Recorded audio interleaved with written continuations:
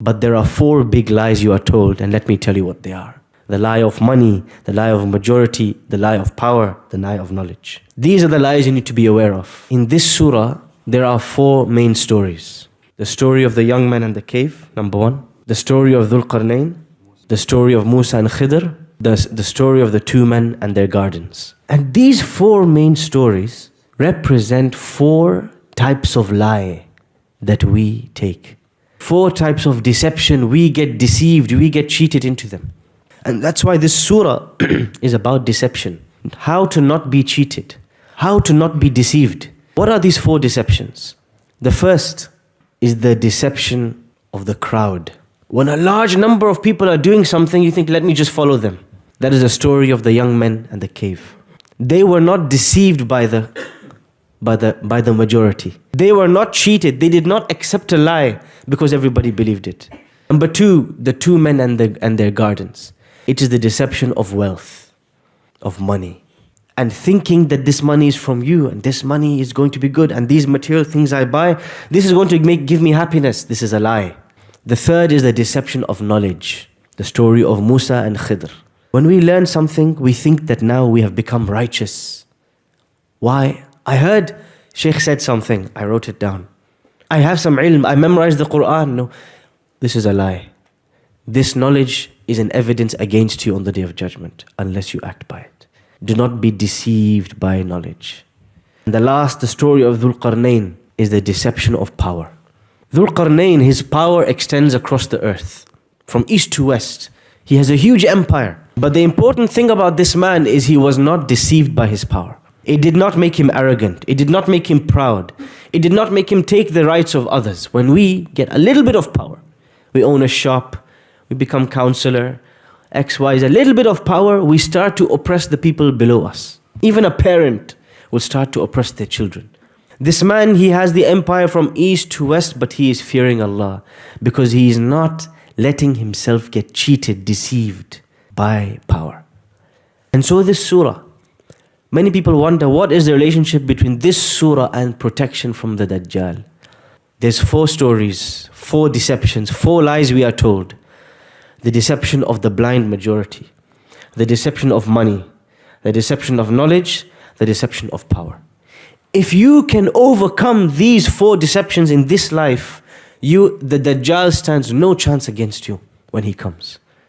How is he going to get past you? You're going to see and look at him and realize straight away what he is made of and who he is. But if you get sold, if you get deceived by a little TV advertisement, the Dajjal you're going to be a piece of cake for the Dajjal. Easy money for him. And this is why many people think when the Prophet ﷺ says, whoever memorizes these verses, the Dajjal will protect them. Many people think it's just about memorization. Khalas, I memorized 10 verses. When he comes, I'm going to start reciting them. If you don't understand these four stories, you have no chance against the Dajjal. Surah Al-Isra talks a lot about Masjid Al-Aqsa and the journey the Prophet ﷺ takes from here, from Masjid Al-Haram to Masjid Al-Aqsa to the heavens and back. And in this journey, he meets all of the prophets. And in this journey, he comes back. And what's the first thing people respond when they hear this? Muhammad ﷺ is, they say he's lying. He's deceiving us. Surah Al-Kahf comes to say, he wasn't lying. But there are four big lies you are told, and let me tell you what they are. The lie of money, the lie of majority, the lie of power, the lie of knowledge. These are the lies you need to be aware of. Muhammad ﷺ is truthful. This whole surah, one of the biggest focuses, again, start, middle and end, a focus on the Day of Judgment. إِنَّا جَعَلْنَا مَا عَلَى الْأَرْضِ زِينَةً لَهَا لِنَبْلُوَهُمْ أَيُّهُمْ أَحْسَنُ عَمَلًا وَإِنَّا لَجَاعِلُونَ مَا عَلَيْهَا صَعِيدًا جُرُزًا. Allah says, everything on this earth we made a zina. You know what is zina? Decoration. Is there any decoration in this masjid? Can you see anything on the walls? Any frames? Not really. Masjid is not a place for a lot of decoration. But if you go to your house, if I take out all the decoration, I remove the frames, I remove the bukhur stand, I remove this and this, can you still live in your house? Yeah, of course. The decoration is just the toppings, something nice to look at. But it's not the core reason your house exists. You have a bed, you have a roof, that's the main thing. You have a kitchen to cook in. The decoration is a bonus, it's an extra. Allah says, we made everything on this earth a zina. It's decoration. It's beautiful, but if I removed it, you can still live your life. So what is all this decoration for? These cars, this wealth, these clothes, these families that we have. What is it for? لِنَبْلُوَهُمْ, to test you. أَيُّهُمْ أَحْسَنُ عَمَلًا, who is going to be the most best, the most beautiful in their deed. وَإِنَّا لَجَاعِلُونَ مَا عَلَيْهَا صَعِيدًا جُرُزًا, and we are eventually going to make everything on this earth dust. We will destroy everything. That means there is another lie, the fifth lie, the dunya that we live in. This is the biggest lie. Somebody is extremely thirsty in the desert. They're walking in the desert. They have been in the heat, 52 degrees Celsius for 5 days. 5 days, no water. Suddenly in the distance, they see a lake, a big lake. They start to run.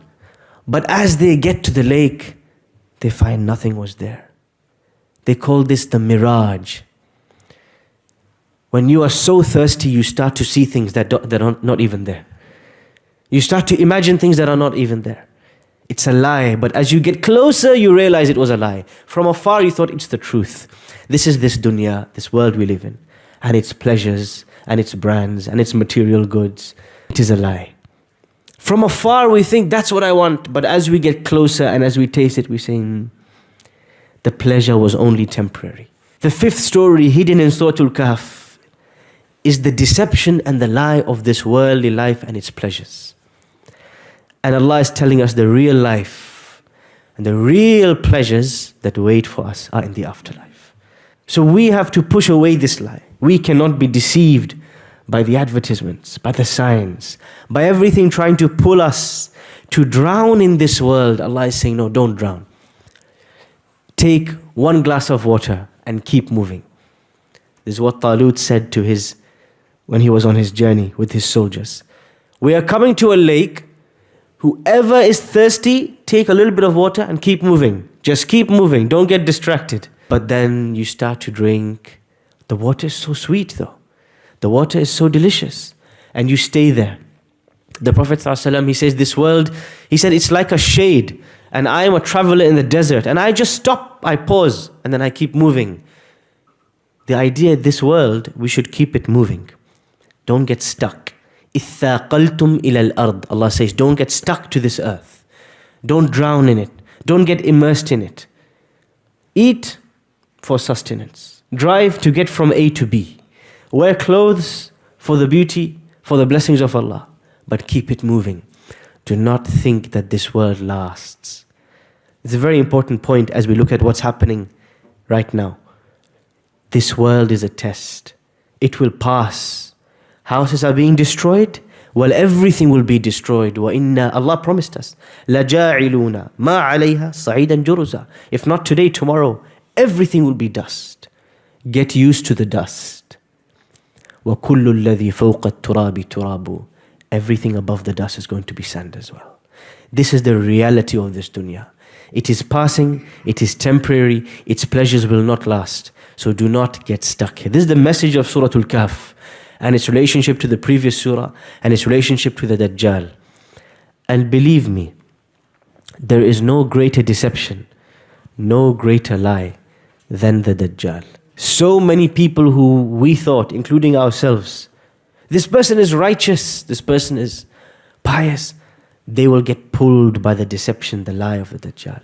This surah is a beginning attempt to explore what is it that will protect us? What are these deceptions? What is Allah subhanahu wa ta'ala conveying to us? One very important point in the early ayahs, Allah says, Alhamdulillahi alladhi anzala ala abdihi al-kitab. وَلَمْ يَجْعَلْ لَهُ عِوَجًا. Praise Allah for the greatest blessing. What's the greatest blessing of Allah? This kitab, this book. Allah sends down this book. وَلَمْ يَجْعَلْ لَهُ عِوَجًا. There is nothing crooked in this book. There is nothing bent, no twisting. It's all straight facts. But every other book you read, every other paper, every other newspaper, every media, every time you turn on the television, somebody crooked will be there behind the scenes with an agenda, trying to sell you some propaganda, trying to lie to you, trying to twist the facts. Be ready for that. This is the only book where there is no agenda, clear facts, and everything else. Be ready. The deception is coming.